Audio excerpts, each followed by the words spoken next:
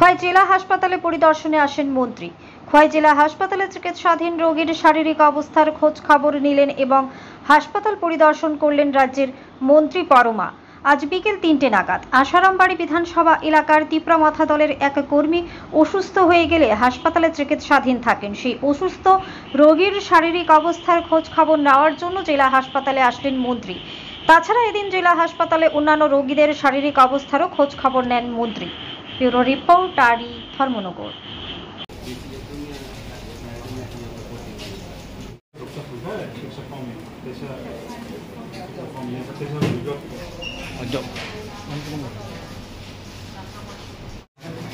এক সমর্থকের পরিবার অসুস্থ এবং ক্রনিক ডিজিজে উনি আক্রান্ত এবং এটার চিকিৎসা চলছে।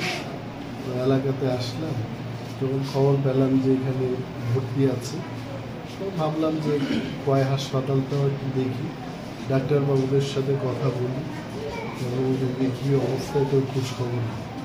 অনেকগুলো জানলাম যে ড্রিঙ্কিং ওয়াটারের একটু প্রবলেম আছে।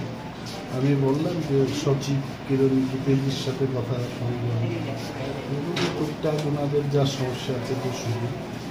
রোগীকেও দেখলাম, রোগী কালকে নাগাদ রিলিজ পেয়ে যাবে, মোটামুটি সুস্থতার দিকে আছে।